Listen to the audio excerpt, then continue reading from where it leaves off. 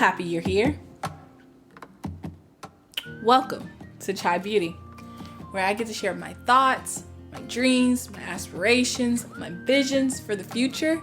And guess what? You get to be along for this journey because we are in this together.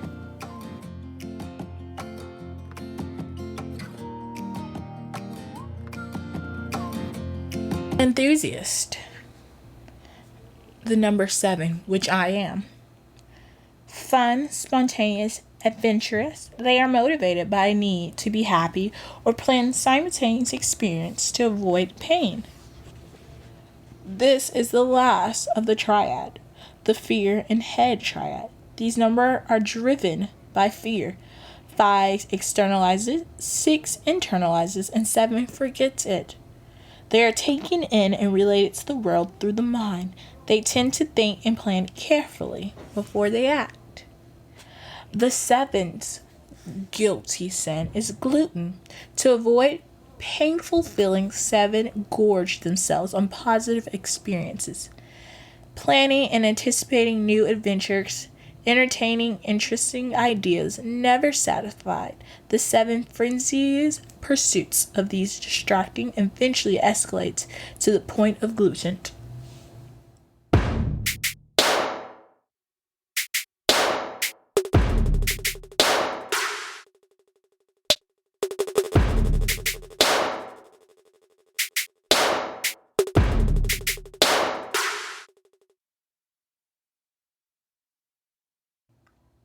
So 7 is going to be done differently. It's definitely advice, but I can talk about my personal experience being 7.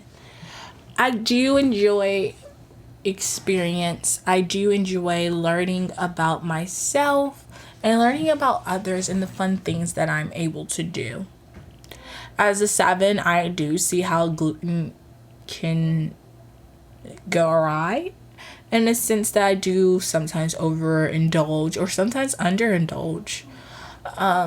For me personally, as a 7, I have the 6 wings, which we talked about at the beginning of the chapters, but I decided not to go in great details on other episodes about those things just because they differ from person to person. Fortunately for me, I am a 7 with a 6 wing, and my mother is a 7 with an 8 wing. To show the difference is like a 7 with an 8 wing is very much assertive, knows what they want, going to strive for those things, and as a person, they don't mind confrontation. As a 6, I'm more laid back. It's like, for me, I don't have to confront people as much, simply because it's like, okay, you do what you want to do, and I disagree on those things, so I'm gonna go find something else to do, and I don't see any reason for me to have a conversation with you about me wanting to do what I want to do when I already clearly acknowledge that I didn't want to do what you want to do. The vice in that is saying that me learning about myself is understanding that that's not cool to do on so many levels. Sometimes you have to disagree, have that backbone, not even disagree. First step is have backbone to say, I don't want to do this, and these are the reasons why I don't want you to do these things. The second is, once you have that backbone, you disagree, but you commit to something. Like, there have been opportunities in my life that I was like, I really don't know if I want to do this. Maybe. And I waited to the last second, and if I had just committed, I would have enjoyed myself. There are also opportunities I would just like to point out that I was actually very happy that I mixed that entire experience. And you're probably like, ma'am, give me some more context. Give me some background. Simply because, like, my fear of FOMO is real. Like, the fear of missing out, I do have that fear. To the sense of, like, sometimes I'm like, gosh, I can't believe they did that without me. Like, are you kidding me? You're so rude. And I had to get to a point to understand that everything is not for me. I had a choice in every situation. They either asked me or I heard about it and I could have invited myself, which people do. I could have acknowledged that my feelings were hurt, and because they talked around me and directly didn't ask me, I felt that I was not involved. And because of that sadness, I chose to ignore it and just be like, you know what? I'm just not doing, period. And then I missed out on that experience because I didn't want to acknowledge that them not asking me directly hurt my feelings. But I always can't assume people know what I'm talking about or what I'm doing or what they're doing. Especially when life is so up and down lately. So as a 7, gluten is very serious and real because sometimes you don't even realize how you're messing up other people's feelings, emotions, or status. Whether it's intentional or unintentional, you are hurting someone because your fear of committing. And I'm learning that and I'm acknowledging that for myself. And I'm saying no longer will I say that I'm not going to do anything because I want the next best thing. It does not help anyone because that next best thing may never happen. So I have to be realistic with myself and say, I'm going to commit to this even if I don't want to go because that's important to that person. So I ask you, are you fearing your fear of commitment, your fear of doing stuff has stopped you for doing something important for someone else? And how did you feel about it after it was done? Did you say, dang, I really messed up as a friend? Or did you say, glad I missed out with like that one? She was looking out.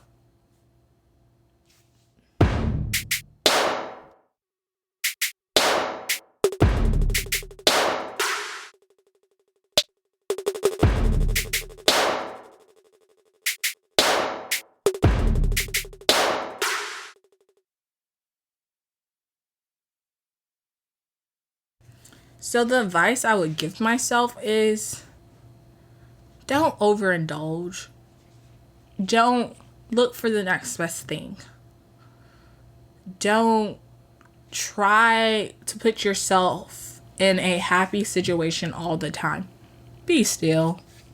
Relax. Breathe. Understand that you are not the fun person all the time. You get exhausted, you get tired, you get emotionally overwhelmed, take a lot of naps because you're tired. Also, the advice I would give a 7 is be a 5 sometimes. Being a healthy 5 is really great. I learned so much about myself, not only doing the Enneagram, but leadership books. 5 love languages, which is a plug for the next series is 5 love languages. I learned so much in being in my 5ness that my 7 has grown to understand that I don't have to bring the energy to the table. If we all want to sit here and just look at each other, we will sit here and look at each other because I don't have to make a awkward situation comfortable for everyone. I choose where I give my energy. And if it's not at this table, it's fine. And I choose to acknowledge that I don't want to do that, and I'm expressing that. So as a friend and as a person that cares for me, you should understand why I did not commit to that. Or you should push me to say, can you give me more information? Like, is it because someone there has intentionally or unintentionally inflicted pain that you don't want to be in that person's presence anymore? And if that is it, then let's talk about it instead of you running away from it.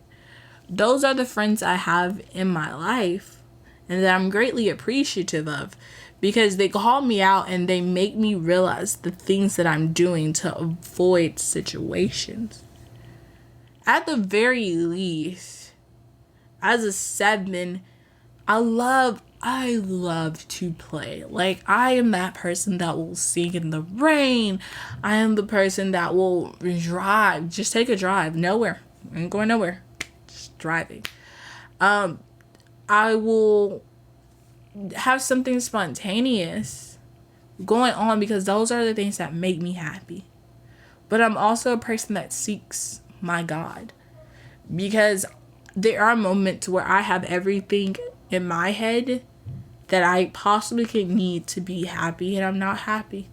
And that's when I turn to him and I say, I accept you into my heart. I accept you into my mind. Show me what I'm doing wrong. Show me where I can go next and how can I better myself, because I can't do this alone. And I really, really don't want to do this alone. Like, a girl needs a friend. Friend that is constant, that is there 24/7. Because I wake up in the middle of the night and be like, well, this sucks. Like, I have nothing to do, nowhere to go. And to say the least,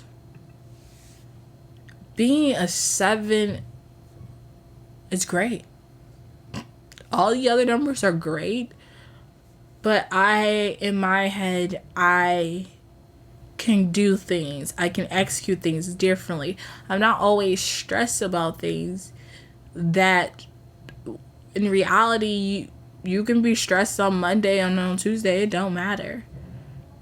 As a 7, you have to find a balance for that overspending or that underspending, or that, I'm in my 5ness, so I'm going to stay in my 5ness, and I'm going to go hard in my 5ness because I need to learn everything about everyone. To that, I'm a 7, I just want to play all day. Like, everything for me as a 7 is working, so I'm going to stay in my 7ness. Or sometimes when you're unhealthy, you go into a 1. That 1, I hate my 1ness sometimes because I even be like, I don't like her.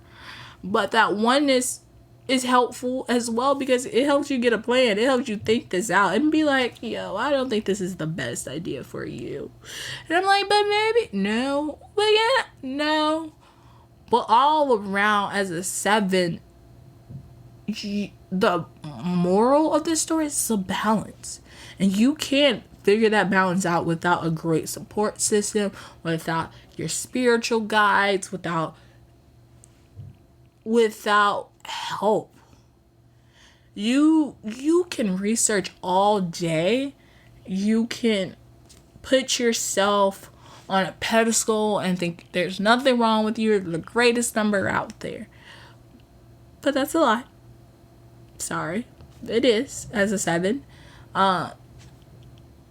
But you can also take a time to acknowledge every emotion you feel. And when you can understand what you're feeling and how you feel and what caused it and what triggered it, it's a different type of happiness. Like, yes, you're still sad. You're like, really hurt my feelings. But I know why you hurt my feelings, and I can communicate why you hurt my feelings, and and then the ball is in your court as my friend to say, I validate your feelings, or, And if they're not in your court and it's time to move forward with something else. But all that to say is, as a 7, you are beautiful, smart, handsome, and an intelligent number. Take those opportunities to reflect on yourself and figure out what you want to do. Because if you put your mind to it, just like every other number, you can do it. But you gotta commit. You gotta persevere. You gotta say, the end of the day, no matter if it's good, bad, ugly, wrong, right, I am committing to this, because that is the thing that is my Achilles heel. Because I have fear of missing out. But no longer will I miss out, or no longer will I not complete a project because it just doesn't entertain me anymore. If that's the case, we would never finish up. But the good thing about us is that we're simple-minded people sometimes. So once we got that in our head, we go for it and we do great things. So remember, 7, be great, do great. Because People need us, and we need them. And as always, follow me on Instagram at Chai Beauty. And if you want to support me even more, go to my Patreon account, search for Chai Beauty, and subscribe a monthly to $5. And there are other things that are coming when you subscribe for $5.